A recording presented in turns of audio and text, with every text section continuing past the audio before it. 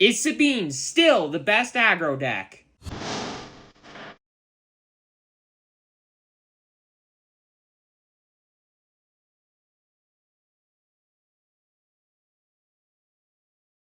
Hello and welcome to the table, and today I am back with another deck tech video for Star Wars Unlimited, this time for Sabine Aggro.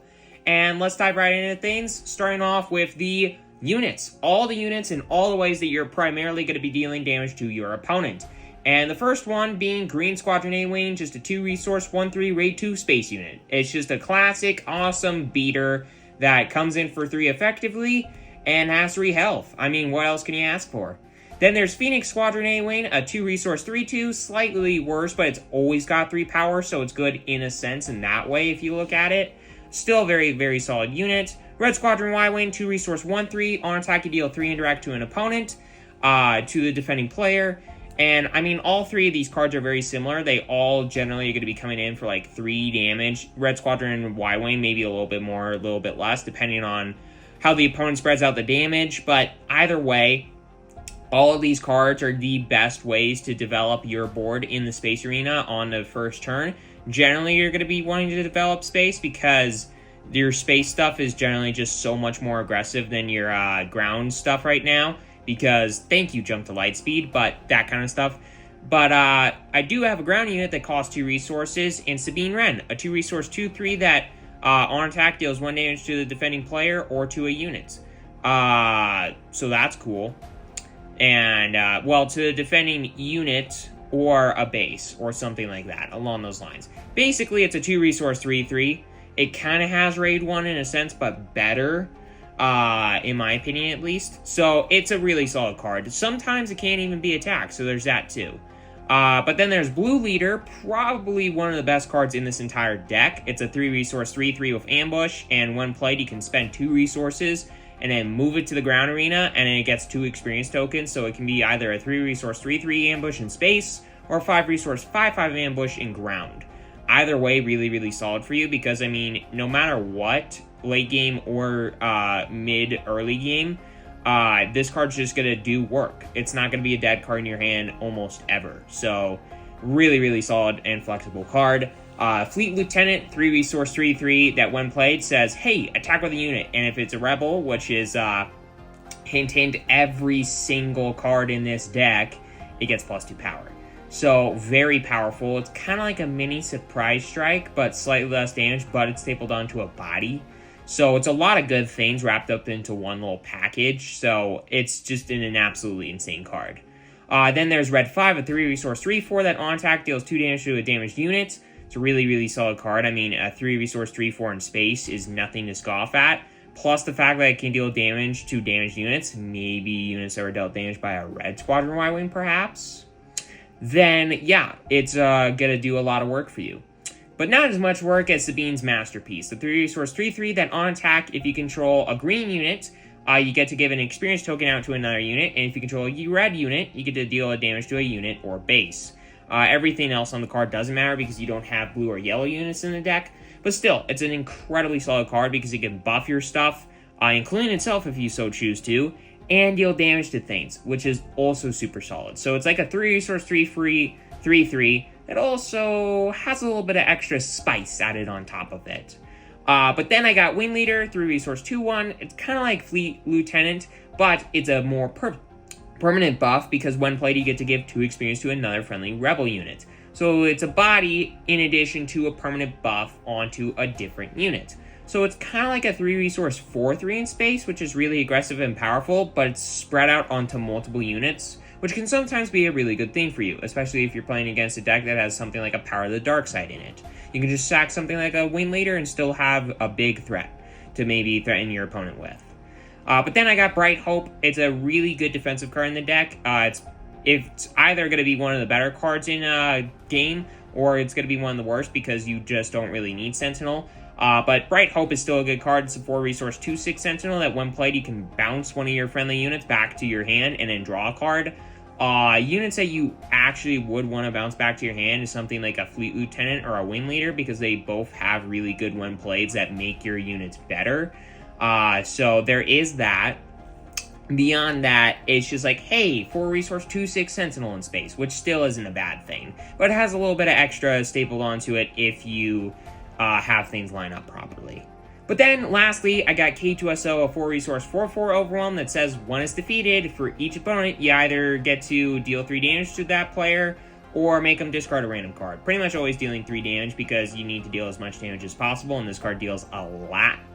It's just a really, really solid card, really, really aggressive card, and sure, it's only a 4/4 for 4, but the fact that it just generally deals a lot more damage than you would expect, plus if it's something that the opponent doesn't really want to deal with because it has something that they don't really want to deal with when defeated, makes it an absolutely insane card and the top end unit in this deck now because I have Poe and Wrecker in the sideboard, in addition to a couple other cards I'll talk about later. But then I got all the upgrades and all the ways to make your stuff bigger as far as non-event cards go. These are more permanent ways to buff your stuff, kind of like the Wing Leader. But the first one is Luke Skywalker at a 2-of. This is a really, really good card. It's a 2 resource 3/2 and ground that you can play as a unit if you so choose to. But more than likely, you're going to pilot it for 3 to give a 3/2 buff to one of your friendly vehicle units without a pilot on it, and whenever the Luke Skywalker upgrade would be defeated, you get to move it to the ground arena exhausted. So you kind of get a buff on one of your dudes, and when the dude that you upgraded dies, you still get some amount of pressure out of it. So it's really, really powerful for you, because I mean, if it's bounced, if you have to sacrifice it, if it's just defeated in combat, whatever, the Luke Skywalker is going to come in as a 3/2 ground unit and just be pressure going forward, which is something that some opponents just might not be able to handle or deal with or not really expect. But then there's Biggs and just another 2-of. It's a 3 resource 3/4 ground unit, or you can pilot it for 1 and give a 2/1 buff. And if the attached unit is a fighter, gets overwhelm. If it's a transport like Bright Hope, I think everything else in this deck is a fighter, then it gets +1 health. And if it's a speeder, which there are no speeders in this deck, it gets grit. So there's a lot of really good stuff about this card. It gives a 2/1 buff for 1 to one of your dudes, in addition to more than likely overwhelm, which is insane. Or if it's a Bright Hope, a 2/2 buff for 1, which is really good because generally upgrades that give a 2/2 buff cost 2 resources. So no matter what, this card's doing a lot of work for 1 resource, or it could be a decently static ground unit if you really need it to be. Just a good 2-of. But then there is good old Darksaber. This is a 4 resource 4/3 upgrade that just attaches to a target Sabine, basically.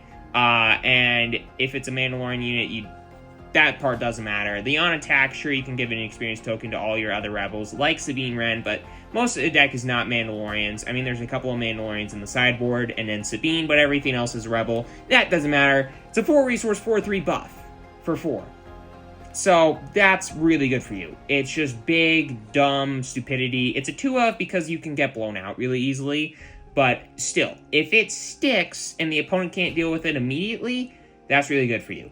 If you stick it and the opponent threatens you and blows it up or whatever, then that's getting resources out of their hands. So no matter what, or they're bored. So no matter what, you're getting something out of this, and it's an immediate must-answer threat.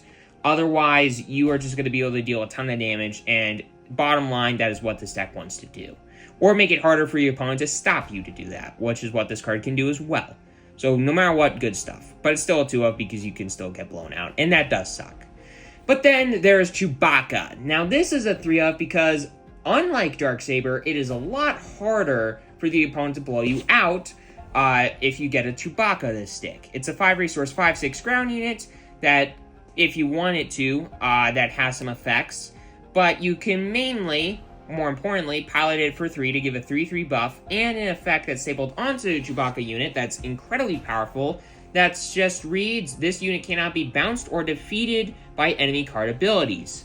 So, Waylay doesn't work, Takedown doesn't work, Power of the Dark Side doesn't work. There's very, very few ways in the world of Star Wars to deal with Chewbacca.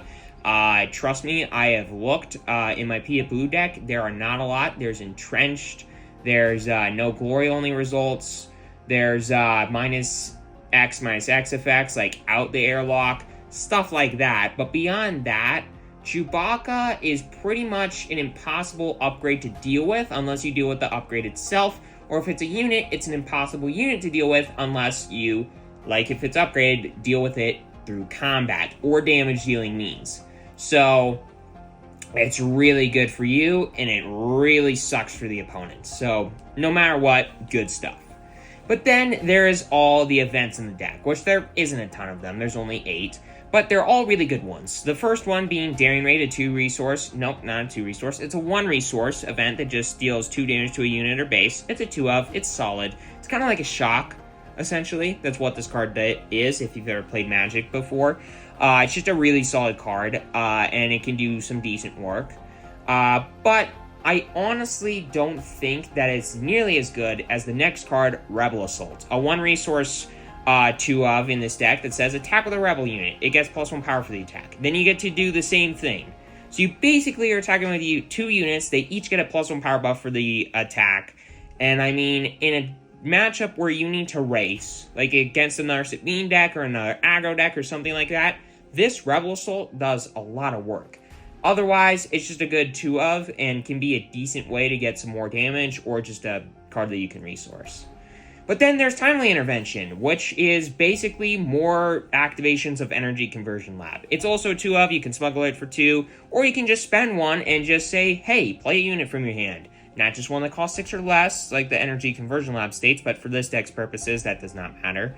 But then that card gets Ambush. So basically, you get to ambush something in addition to paying the cost for it for 1 resource. So if you were to ambush in a K2SO with this, you'd have to spend 5, sure, but then you ambush with K2SO, 4/4. If it dies, then boom, 3 more damage to the opponent's dome. Or you can smuggle it and just have resources to use and do whatever with to play your cards, and then later, when you need to ambush, you can just use the Timely Intervention and then boom, crack in on the opponent.